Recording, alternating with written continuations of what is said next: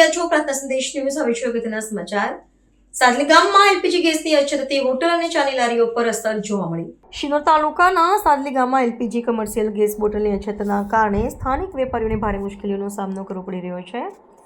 વૈશ્વિક સ્તરે ચાલી રહેલા આ પ્રભાવને કારણે ગેસ સપ્લાયમાં વિક્ષેપ સર્જાયો હોવાનું મનાય છે, જેના પરિણામે ગામના નાના ધંધાર્થીઓ સીધા પ્રભાવિત થયા છે.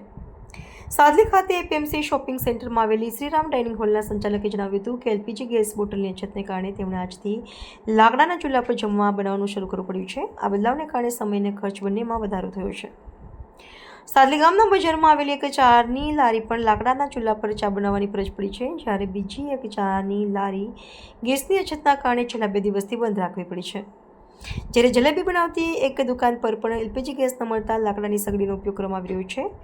વેપારીઓનું કહેવું છે કે જો ગેસની સપ્લાય જલ્દી સુધરશે નહીં તો તેમના ધંધા પર ગંભીર અસર પડશે. સ્થાનિક સ્તરે ગેસની અછત દૂર કરવા તાત્કાલિક પગલાં લેવામાં આવે તેવી માંગ ઉઠી છે. આ પરિસ્થિતિએ દર્શાવ્યું છે કે વૈશ્વિક ઘટનાઓનો પ્રભાવ હવે નાના ગામડાઓ સુધી પહોંચી રહ્યો છે અને સામાન્ય લોકોના રોજિંદા જીવન પર તેની સીધી અસર પડી રહી છે. રિપોર્ટર કામરાન નકુ.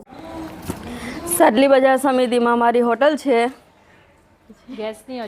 ગેસના અછતના લીધે અમે ચૂલા પર જમવાનું બનાવીએ છીએ અને બધાને જમાડીએ છીએ. હોટલનું શું નામ છે? Shriram dining hall. પ્રાર્થના સંદેશ ન્યૂઝની તમામ લેટેસ્ટ અપડેટ્સ માટે ચેનલને હમણાં જ લાઈક, શેર અને સબસ્ક્રાઇબ કરો.